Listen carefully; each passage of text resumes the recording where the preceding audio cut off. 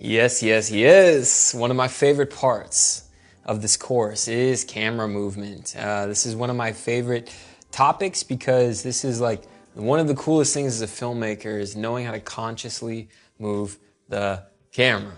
Okay, so we're going to get into how to use camera movement. I'm going to overview the different types of camera movement, and I want you guys to keep in mind what resonates with you the most out of these main different types of movement. What resonates with you the most, as in like what you like, what gets you excited, and then also what you can use for your video that you're creating during this course. So the main types of camera movement. Overall, the main types are a push-in, pull-out, tracking shot, arc shot, crane, tilt, and pan. And so to get more specific, the first one is a push-in, which is moving the camera closer, going into and showing importance in your scene. When we physically move the camera closer, we're bringing the audience closer to what they're seeing, creating the sense of, it's a sense of like awe, a sense of wonder, a sense of wanting to know more, a sense of coming closer to the information, a sense of expanding what is being seen, right? This is kind of like more on the metaphor theoretical side, but this is the feeling that the viewer is going to feel. So if we do the opposite and we do a pull out movement, what we're doing is moving the camera away. We're leaving the scene. We're ending a thought. We're really concluding something by moving back. Like if I'm leaving you right now, is a different feeling than if I'm coming in and saying something that's of very importance, right? So I think that's making sense for you. The next kind of shot is a tracking shot. This is when we're moving with our subject, right? This is when we're moving through a scene. The camera movement is matching our character's movement, so the subject feels on the same page with the viewer, and the viewer feels on the same page of the subject because the subject, the viewer's eye, which is the camera, is moving along with what is being seen, right? So it feels like we're moving through a scene when we do a tracking shot. The other thing to think about with that is, without getting too theoretical, I don't know, this part is very juicy for me, so I like to dive into like more of the invisible understandings of these things. But what's happening is, with the tracking shot, you're moving with the subject, and so the subject is staying in the same part of the frame, but the background is shifting. So that's a very unique perspective for the camera to have. Generally, the subject is here, and the camera is moving like this, or this, or this, but a tracking shot, they're moving together collectively. So that creates a certain type of resonance where, yeah, like the character is staying the same, but the background's changing. And you can use that feeling very uniquely in different scenarios. Next is the arc shot. This is when we orbit around our subject, kind of like the way that our sun orbits, no, our Earth orbits around the sun, where the subject stays fixed and we move around. This creates a cool parallax feeling where the subject is staying the same, relatively the same, similar to a tracking shot, but the background is having a very dramatic shift. So this is a very cool style for very dramatic scenes when you want to keep your subject in the same focal point of interest. Next up is a crane shot.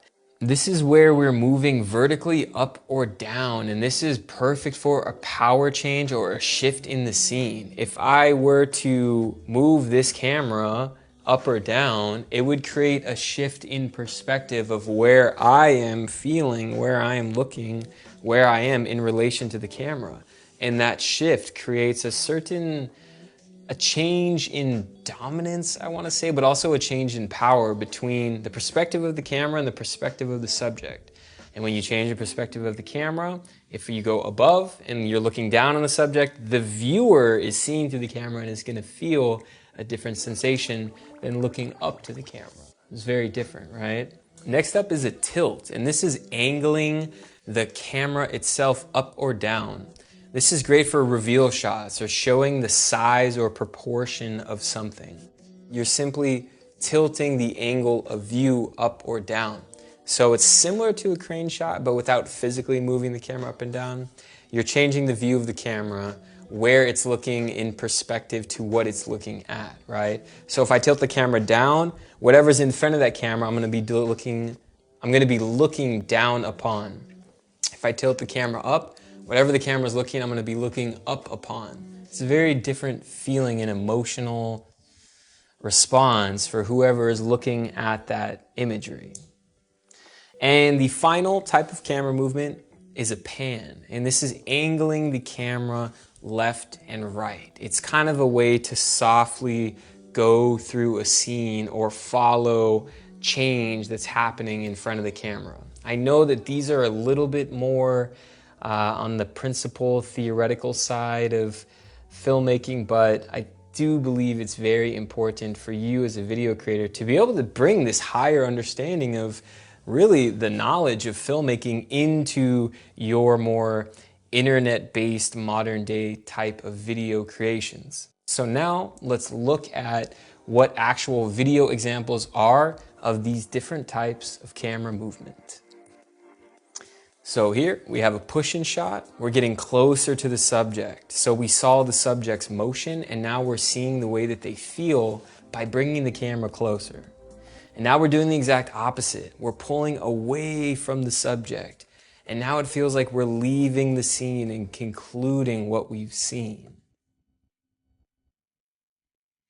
And now we're doing a tracking shot where we're moving with our subject. We feel like we're there, kind of observing, watching, and feeling what the subject is feeling, right? So here we're moving with the subject as they're walking. We kind of feel like we're a part of their scene, going through the movements that they are going through. And now we have an arc shot where we're orbiting around the subject with a really cool way of keeping them generally centered in the center of the frame, but what's going on behind them is shifting dramatically.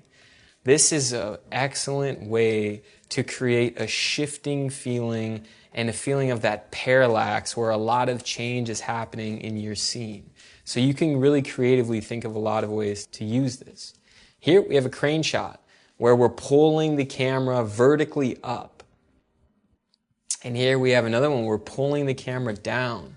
So we feel the shift in what's going on in the scene by doing that.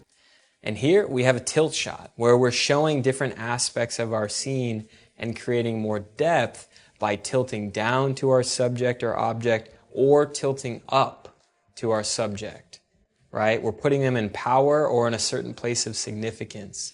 This really creates depth and really shows the viewer how to feel about what they're looking at.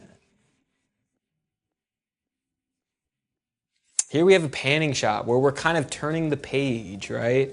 Where we're kind of slowly working our way through a scene. Things are slowly unfolding more and more as we pan. This is a great way to show landscapes, to really slowly tell the story, and to really move through our scene. And the last thing I'll mention on this is we have our speed of our movement. If we slowly are moving, panning, tilting, doing a crane shot, doing an arc shot through a scene, it's slowly unfolding that feeling for our viewer. If we speed those movements up while we're shooting, it creates a lot more action and a lot more energy that quickly changes and makes the viewer feel a certain way. And so with that said, this can go really, really deep, but this is the overall, really the overview that I really wanted you to understand in this course of the basis, right? The foundation of how to use and understand these different key camera movement types so that you can further tell your story. In the next lecture, I'm going to actually show you guys how I use these methods of camera movement and framing and these other things that we've talked about in relation to shooting a shot with just one angle to shooting the same exact shot and scene with multiple angles with different types of camera movement and really telling the story that way. And then in the following lecture will be a learning exercise where you guys will be able to film your own scene in two different ways. The normal standard way and the upgraded way with everything that we discussed. So I will see you in the next lecture. I also wanted to do a completely different scenario with no shot list in mind, just an idea shot completely on the smartphone.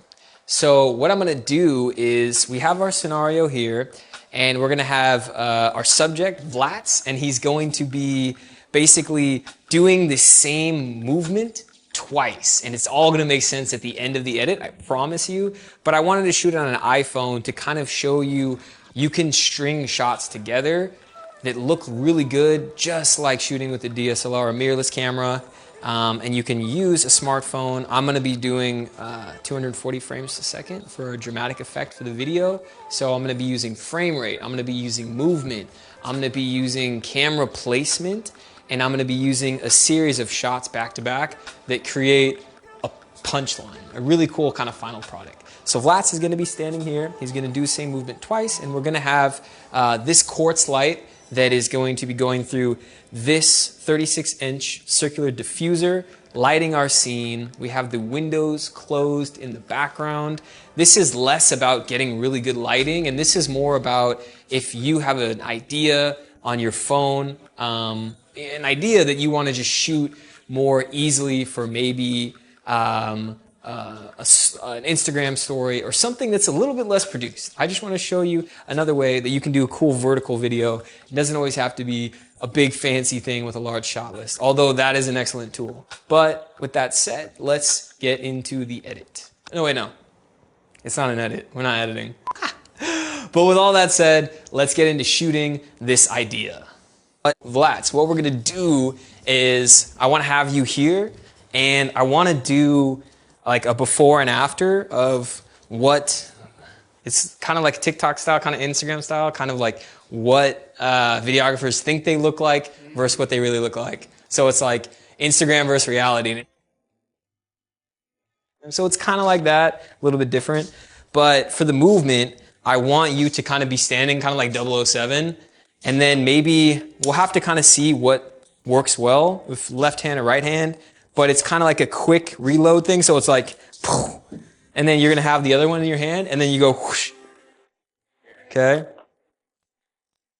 And then something like maybe then that. We'll kind of see what looks good. So I'm going to shoot the before first with no special stuff. This is your cinematic debut, man. So go ahead and do the thing all the way through.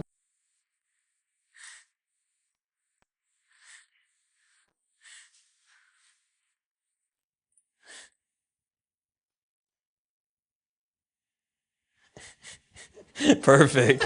Okay, perfect. So we have the before, and now I want to do the after. So we'll start with you like yeah, and try to release it in a cool way, and then I'm gonna do close-ups. Yeah, and then I'm gonna do close-up.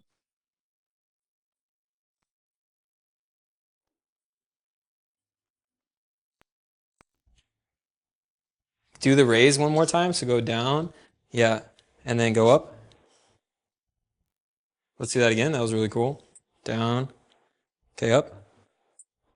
Ah, one more. Down. Up. Ooh. Okay, cool. Let me get a close-up of just the release.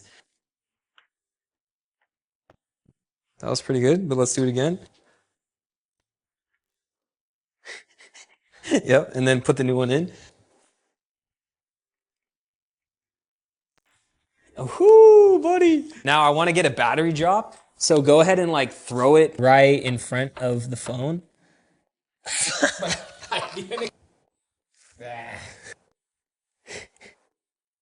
Oh, here, how about this? So I'm gonna angle down a little bit and just like go like you don't even have to do any of the battery stuff.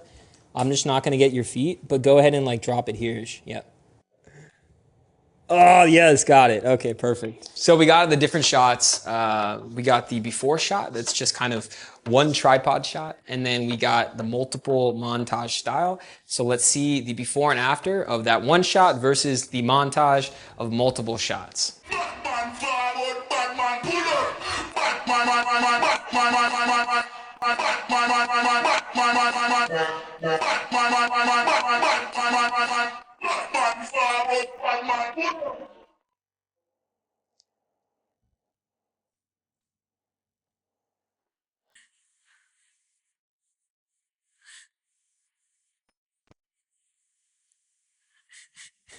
Perfect.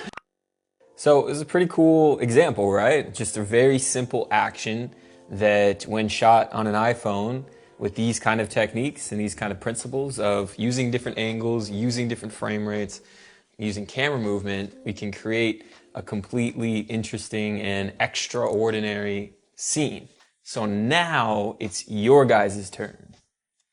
It's time for you to film one action shot. This can be anything that creatively that you can come up with. It can be making a smoothie, it can be getting ready for school, it can be whatever your heart desires. Hopefully it's something for a video that you'll actually use to upload to one of your channels, but I want it to be shot in two different ways.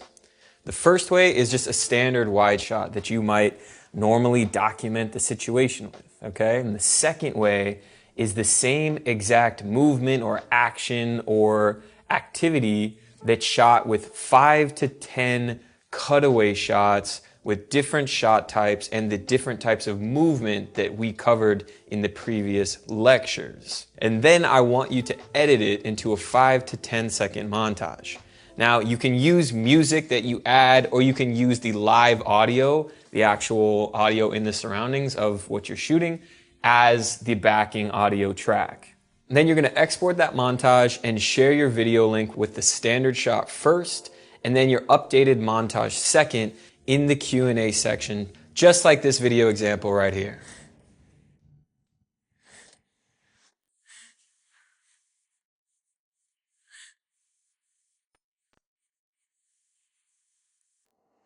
Batman forward, Batman pull up.